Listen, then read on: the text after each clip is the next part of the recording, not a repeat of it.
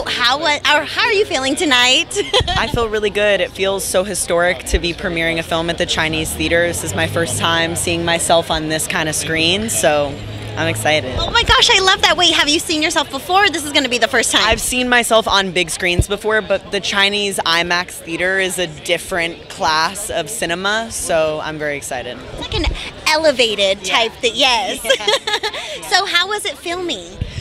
It was amazing. We were in New Mexico on location, and so I got to live there with the cast and the crew for 5 weeks and bond so much. I was doing yoga, meditating. New Mexico is so spiritual and powerful, so my meditations went very deep.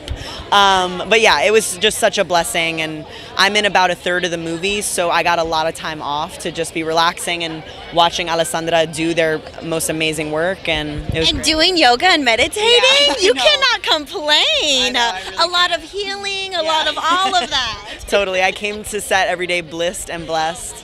That's the vibe. Sparkly and all. Yeah. Okay, well, what kind of message can we get from the film tonight?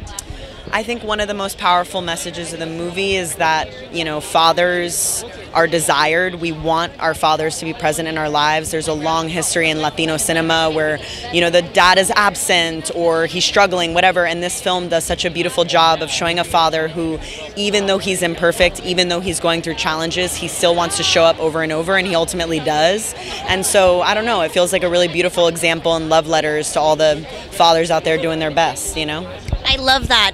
How important is it for people to see people like you on the big screen, people who, you know, not only are Latino, but identify as queer, all of that? I mean, I think representation is really important insofar as had I seen myself or someone like me on screen as a young person, I probably wouldn't have had to spend all of my teen years and 20s figuring out who I was, because I would have had a reference point to be like, oh, that's me too, I can be that way. Here I go, and then now I'm worrying about other stuff, you know? And so it feels really important for me to be a part of that movement, showing trans masculinity on screen, showing the trans experience where being trans is not the main point of the character being on screen. We don't even mention it, really. And then to have the young ones in the movie, too, as young queer kids, it's like, beautiful.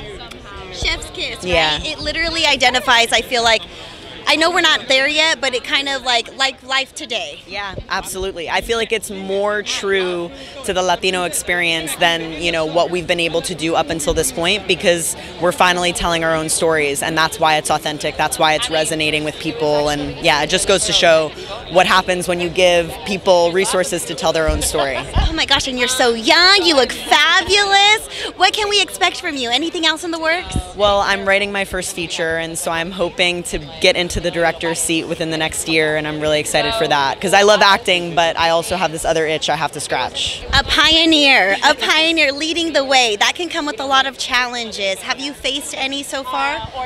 I mean, being a trans actor is, you know, not the easiest thing because, you know, 1 out of 20 roles I audition for are actually written for a trans actor, and so a lot of it is teaching people, hey, you don't have to have thought of this character as queer or trans to cast a queer or trans person in the role. Does their identity actually matter? Can they actually just, if my aura is right, if my personality matches that of the character, that can be enough. And so it's been a lot of education and a lot of being the first, but there's also a lineage of so many trans actors upon whom I am sitting on their shoulders. Laverne Cox, you know, Tracy Lizette, all these people who have paved the way for me. And so, I don't know, I'm benefiting from that, but also hopefully paving a way for more people too.